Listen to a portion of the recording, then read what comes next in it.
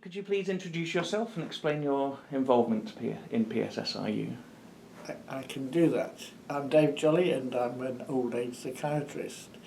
So I started working in the field in the 1970s, and very quickly, I was a clinician along with other clinicians, and very quickly we learned about the activities at Kent with David Jolley and David Davis, and it's been marvellous to be able to work alongside such people. So I've got on with my career in various places, and then it's been my opportunity since 2006 to actually be part of this unit, which has been just terrific.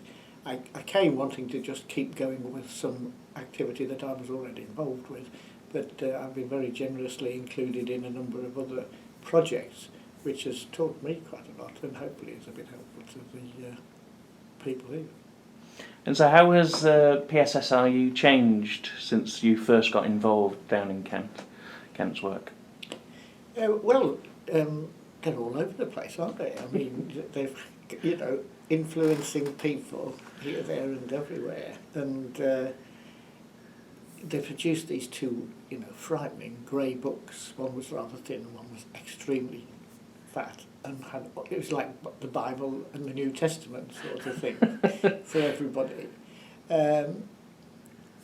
So it started off, I think, with Brendan Davis's vision of doing these things, but it very quickly was seen to have the potential, and has spread. So it's there in London, it's there in Kent, and it was a marvellous thing when David came up here.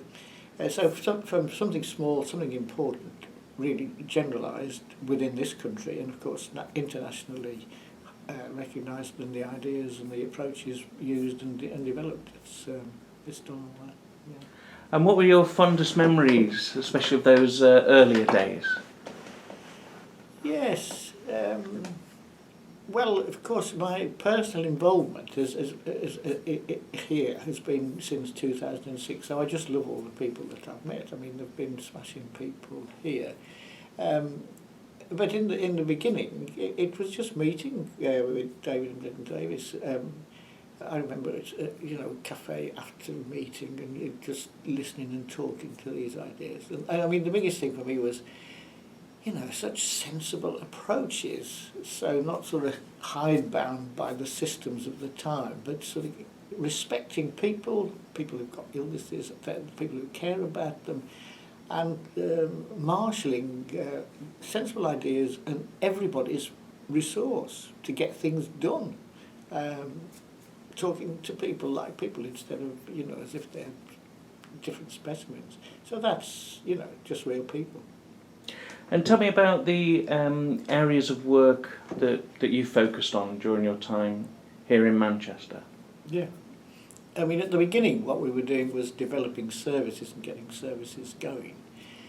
And the PSSRU people were interested in that. They picked it up and they worked with other colleagues, particularly Alistair MacDonald in London.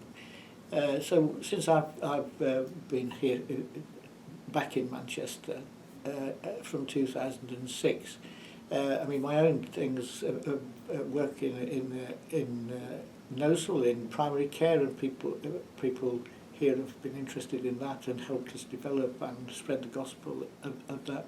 And I do work in a hospice, so end of life care has been thing. But there have been other projects which has been marvellous with Nitin and David and others looking at particularly South Asian populations, their understanding of dementia and how we can work with those understandings to get better exchange of knowledge and ideas to good effect, and we're still working on that. Something slightly, quite different. There's been involvement in a European study. I think it's 7 different countries looking at dementia on the cusp. People at home, can they stay there? What does it look like in the different countries? So that's been, for me, marvellous to see all these, to meet all these other people and understand what the differences are. Being an older person in Northern Europe, you're probably in a flat by yourself down in Spain. You're surrounded by all sorts of noisy people who want to, it's a different world, and here we are, on our island. So that's been marvellous. So I'm being allowed to be involved in a number of things. At the moment I'm involved in a couple of things. One's about dementia and initiatives in dementia. The other's, if you like, general psychiatry services for people who are not yet old but have got mental health problems and looking at those issues. So that's been a wide spectrum. And thinking back through that, which do you think are the professional achievements that you're most proud of? Yeah, the most. I'm proud really of the origins. I mean, when I was appointed in 1975, there were no specialist services for older people with mental health problems in this part of the country, in the northwest. So off we went. Surviving has been, the first thing to do, and the growth of that service, helped by evidence-based from PSSRU and other people. It's been amazing. So where there was just me, there's now quite a lot of people. That's been helped in part by academic people, but also by the college and by nursing people, social care people who have seen it as an important thing to do. So seeing that spread has been good. I'm particularly pleased that Manchester has become such a centre of excellence. The first few years we got on and did what we could. We then found bits of money from various places, and we were able to appoint a professor of old age psychiatry, which is Alistair Burns, and a professor of social care of older people. I'm not sure if that's exactly the right title. And that was David, and that brought the PSSRU up here. So we've had massively improved teaching, research across the spectrum of clinical issues, basic biological issues and social care issues, contributing to the world's advances. So I didn't do much about it, but I was there. I was there, as Max Boyce used to say. He probably still does say. Thinking of PSSRU as a whole, over the 40 years, what do you think has had the biggest impact on the lives of service users?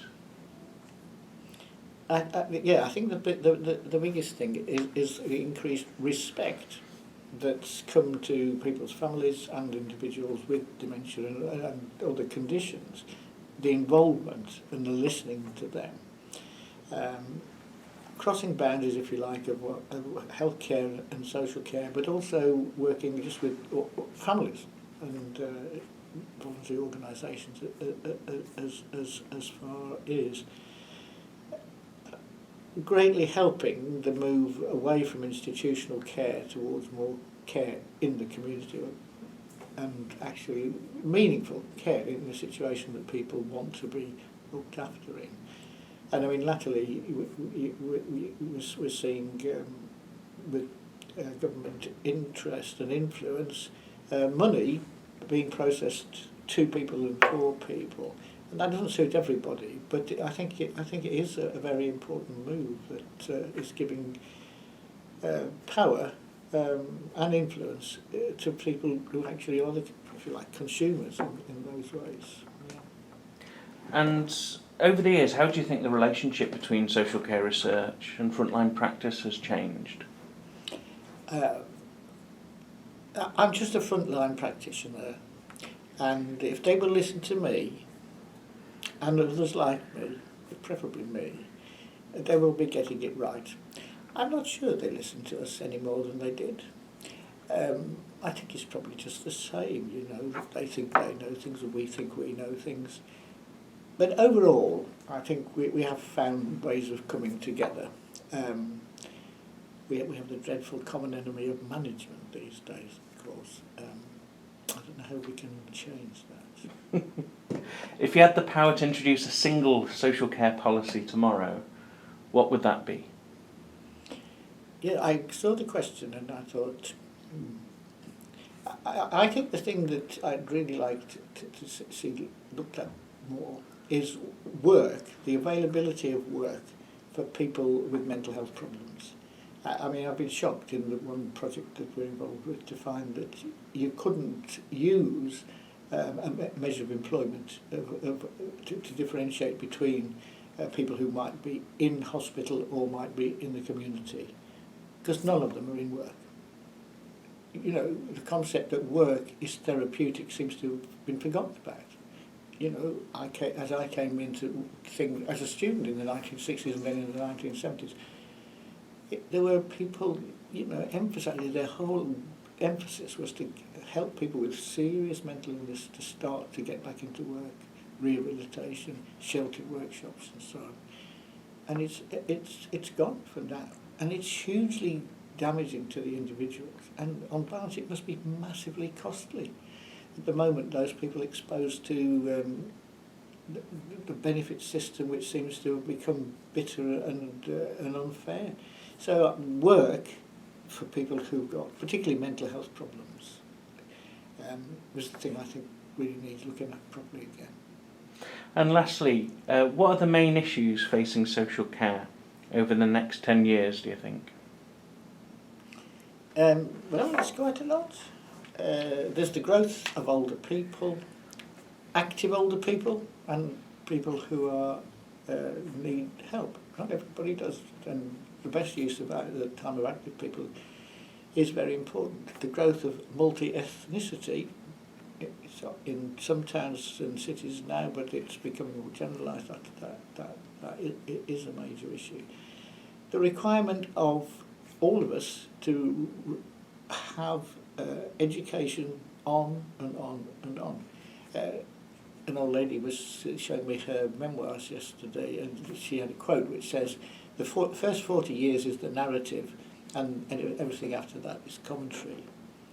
I had to say to her, I don't think that's right, because we keep on now, well beyond 40, well beyond 60 actually, increasing the narrative, if we're properly, you know, equipped.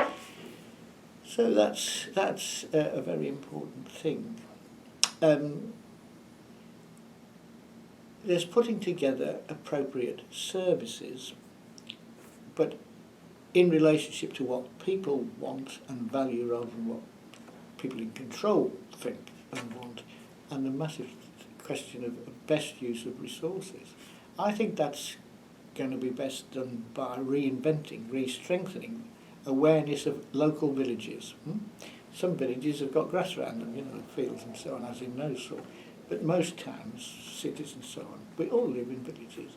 And that needs a bit more sort of help and engineering. Parks, churches, schools, doctors' surgeries, these are the things that people cluster around. And I think if people can get ownership and control of what happens locally, then it sums up. Rather than everybody saying, why don't they do things better? Aren't they terrible people? And so on, because it's us, obviously. So I hope people can take the risk of allowing us to do that in these changing times. A wonderful final thought. Thank you very much, Dave.